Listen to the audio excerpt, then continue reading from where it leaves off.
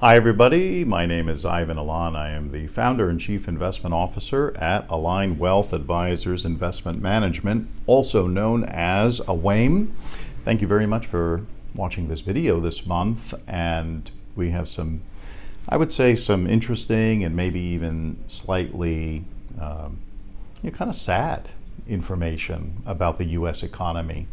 In preparation for my monthly Forbes article, I went down a couple of rabbit holes, and what you see behind me, and you can find this on our website as well under the September 4th research highlight, shows a kind of a shocking statistic, which is that the per capita U.S. public debt per capita and the real disposable income per capita for U.S. households, it has done something very eerie. In the 1970s and the 2020s, from 1975 to 1980 and 2019 to 2024, the growth rates for both of these metrics are almost identical, which is kind of hard to believe that you get any kind of identical data separated by decades apart. But what's so interesting is that the circumstances by which these two metrics have become almost identical, increases in public debt and also very meager, as you can see here, very meager growth of real disposable income. So this is the 1970s. And again, you can go to the website and actually see the stuff better instead of looking over my shoulder trying to read it here. And I'll try and put it up also as a chart in the video itself, but it's available on the website. But that's what's so shocking, is that these growth rates, about 50% increase of U.S. public debt per capita during these 2 5-year periods, separated by many decades, several decades, and about 50% growth of that. Meanwhile, only about 6 or 7% growth of real disposable income over that same period of time. And of course, how was that happening? Well, obviously in the 70s they had all kinds of crises, mostly fueled by energy prices, which contributed to massive inflation. And of course, oil is a factor of production in many, many, many things.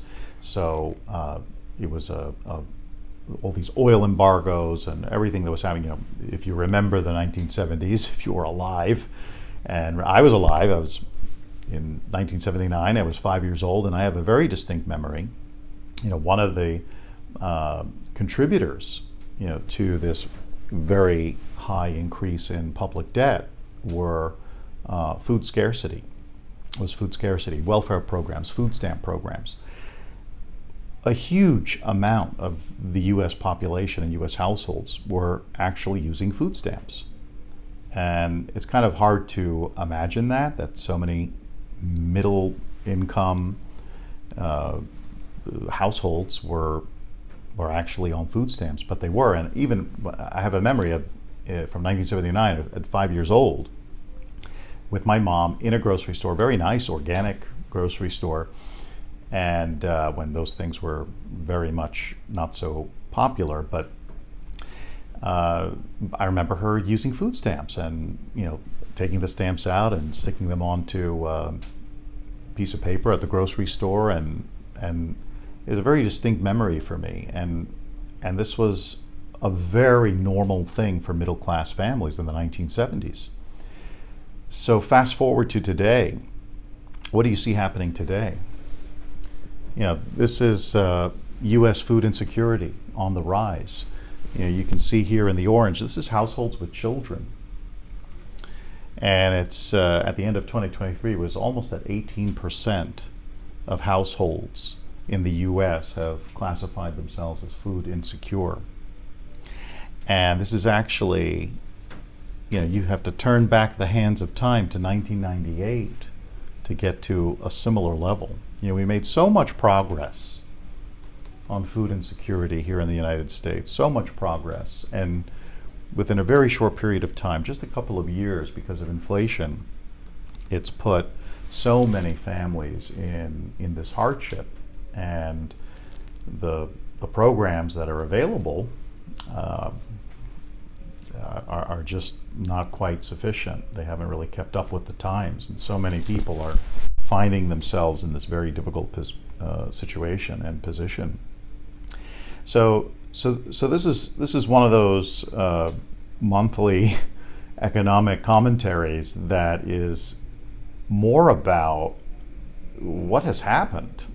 How did the U.S. government fail so colossally over the subsequent decades to not be able to provide a solution to prevent children going to bed hungry? I mean, how can this be?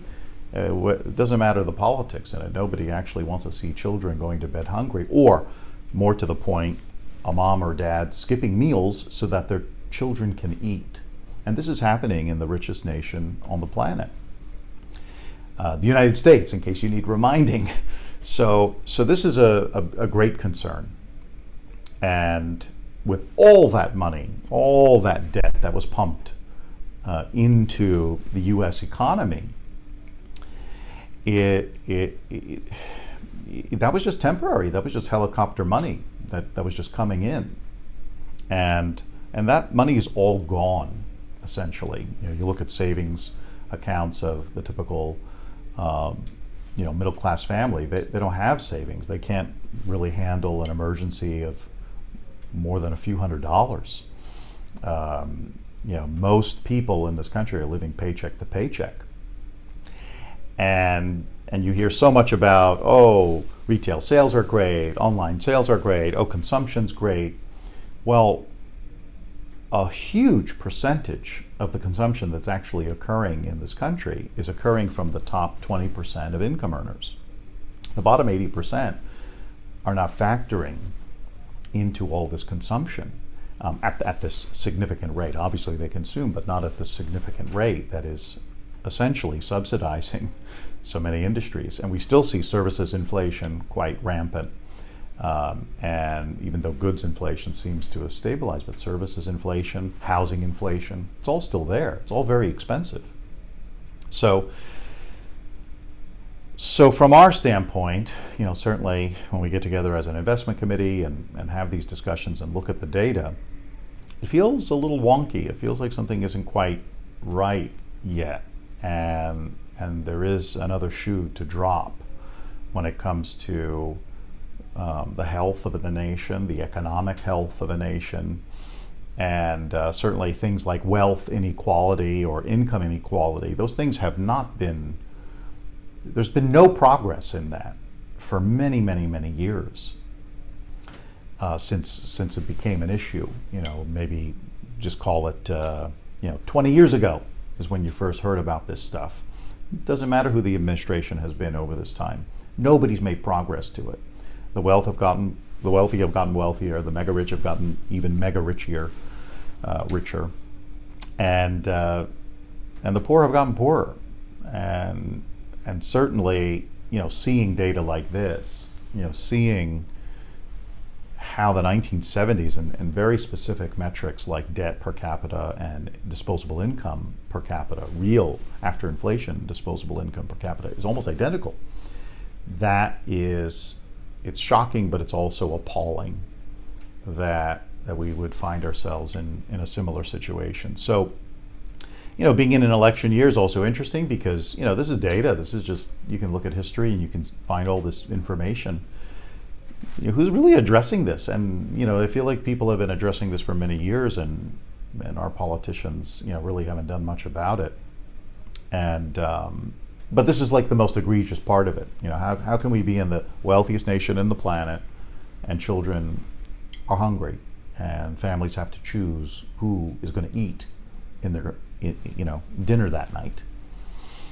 So sorry for the depressing YouTube video this month, but the data is the data, and it was a bit depressing, and it's the subject of also my recently submitted Forbes article, which really dives into the narrative around this and the drivers around why debt was so steep in the 70s, and all that debt issuance was accrued in the late 70s, just like the past few years. And and of course I'm an optimist. I'm hopeful for the future, but I'm also a realist. I'm preparing for the worst, and I really hope that there's policy making that actually substantively addresses things like this that shouldn't be an issue, and at the same time apparently is still very much an issue. And like I said, it hasn't mattered who the administration has been, hasn't mattered who's been in power at Congress. No one has made improvements in this area over decades. So, of course, if you have any comments, don't hesitate to send us an email. You can send me an email directly at ivan@alignwealthllc.com. Go to the website, alignwealth.com, ALIGNE wealth.com. And always happy to continue this conversation, share our research, share our data. And, to us, that's really the lifeblood of decision making on portfolio allocation, asset allocation, as we look forward in time over the next 2-3 years. How are things really going to play out? We have interest rates, Fed meeting announcement later today, probably a little bit of a rate cut. These things are really myopic. They don't really change circumstances on a massive scale. They're incremental things. And so I think it is good to step back once in a while and say, hey, why are we still repeating problems from decades ago? That's all for now. Take care.